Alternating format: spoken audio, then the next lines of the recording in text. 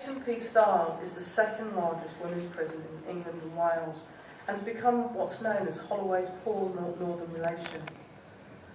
Receiving £24,179 per prisoner compared to Holloway, that receives £41,000 for each female prisoner. It is projected that by 2012 that Style will be the largest women's prison in Europe. It currently holds 459 women, ranging from young offenders, mothers and babies up to 18 months, remand prisoners through to lifers. The open part of the closed prison is set out like a small village, tree-lined with avenues and houses on either side. These are listed Victorian detached houses that can hold up to 20 to 22 women.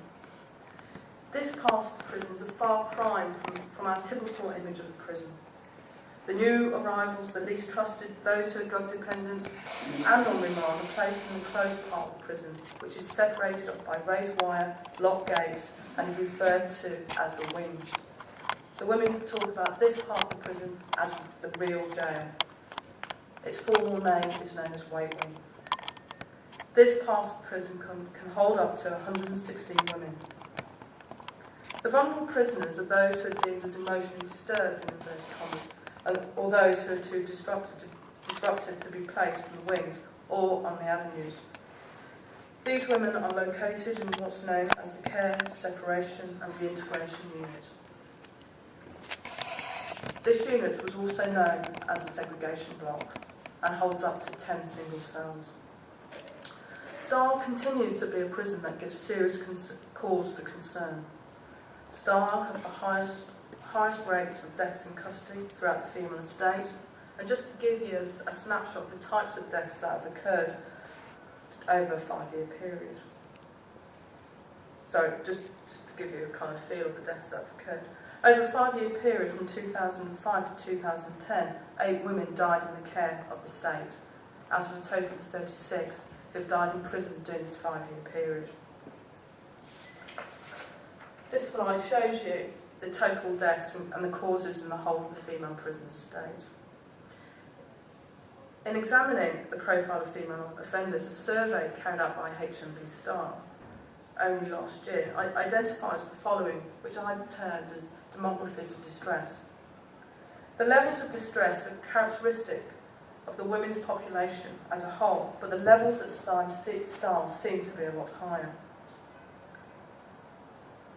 They're 2 or 3 times the expected level of diagnosable mental health illness. 80% of the women at Style had histories of serious long-standing substance abuse. The majority had experienced some form of physical or sexual abuse, and around a third had already attempted suicide. In 2009, 80% were suffering from serious and long-standing drug addictions. Around 1/3 have already made a serious attempt to take their life, and many more had a significant history of self-harm. 75% of those convicted served less than a year in custody. For minor offences, 60% are mothers, and around a fifth of these had their children taken into care prior to entering custody. This slide indicates the extent of the crisis that prisons are being asked to manage.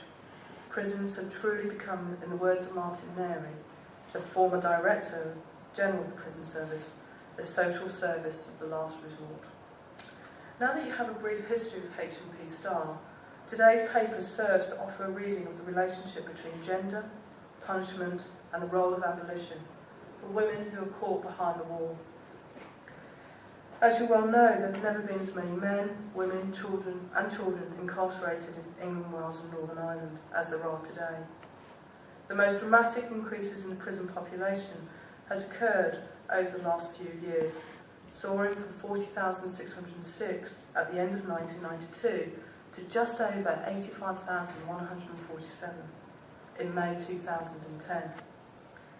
This unforeseen rise has been accompanied by a variety of policy changes, including the conversion of the prison service into a semi-autonomous agency, the building of many new prisons, the commitment to privatisation, and an ideological move from a concern with justice to a concern with custody. Most of the women in prison are poor, Almost 2/3 of women are held on remand.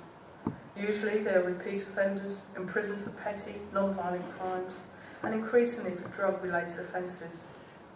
Most have at least one child, and often they are single mothers. Only in the general sense can this information about female prisoners actually communicate who the women are. It cannot explain why the women come to prison, nor how they feel. It does not give an account of the women's own understanding of incarceration, nor the role and function of prison in their own lives. The disturbing increase in the female prison population from the 1990s has compelled critics of the prison to renew their emphasis on the social harms caused to imprisoned women, relative to the social harm caused by their crimes. Considerable emphasis has been placed on the fact that women in prison are not in the main, serious or violent offenders, that the majority are in prison for property or drug offences or prostitution, and that their offending careers are much, much shorter. Furthermore, the rising rates of women's imprisonment reveals the extensive social costs of confining them, on the basis that their patterns of offending remain very different from that of men and pose lower levels of risk to the public. Women prisoners are portrayed as victims of disordered lives. They are deemed to be women in trouble who must undergo a further transformation by being in prison for their own rather than the public good.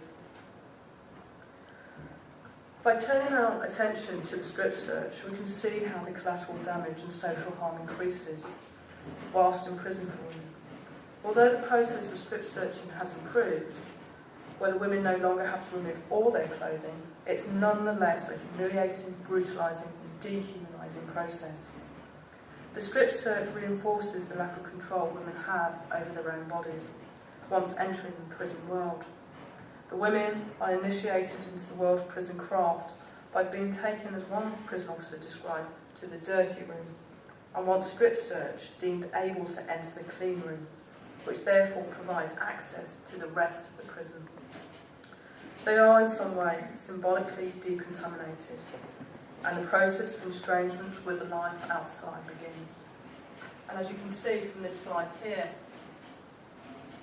this particular prison officer who's involved in strip searching the women states they would go into a little room with two female officers, and we will ask them to remove the top half of their clothing, and I would also explain that unfortunately that does include their underwear. They pass it to us and we will search it and we will give it back to them. They pop them back on and we will do the same to the bottom half. We categorically tell them at no time are they left in a state of undress, and nobody's going to touch them. It's just their clothes, and that seems to put them at ease. And what I'd like us to do is actually keep hold of this idea of putting women at ease. Because I'm going to compare this statement by this particular prison officer with the experiences of the women. The internal workings of the strip search fails to exempt women who may be menstruating, pregnant, going through the menopause, etc.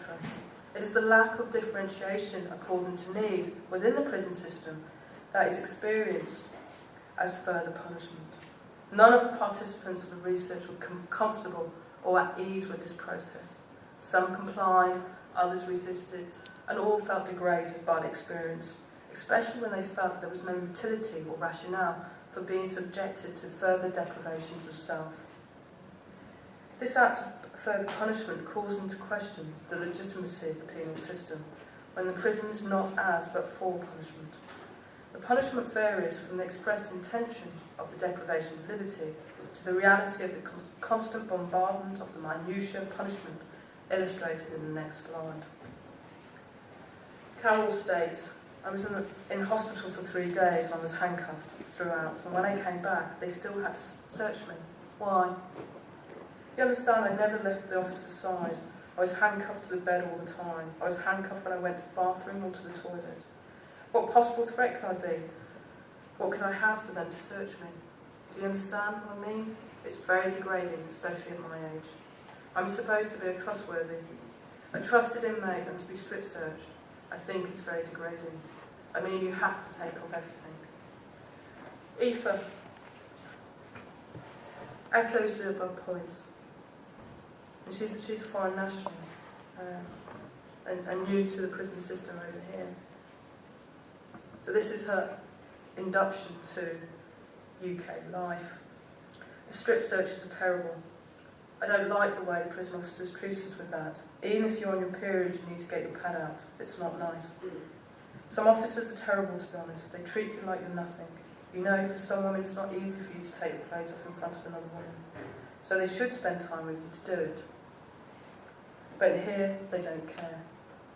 Even if you tell them, I have my period, it doesn't matter. You have to take it out. Sometimes they don't treat you with respect. They think because you've committed a crime, you're not worthy. And because you're here, you need to take everything the prison officers, throw at you. But you know, being in prison doesn't actually mean that.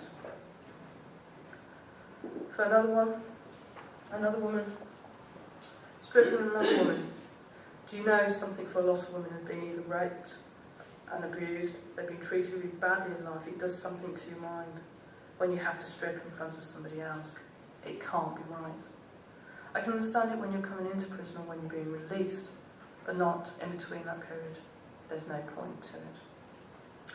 The women in the sample found that prison is failing to maintain a statement and purpose, and I hope I've shown the contradictions that lies within the mission statement through the experiences of women in prison.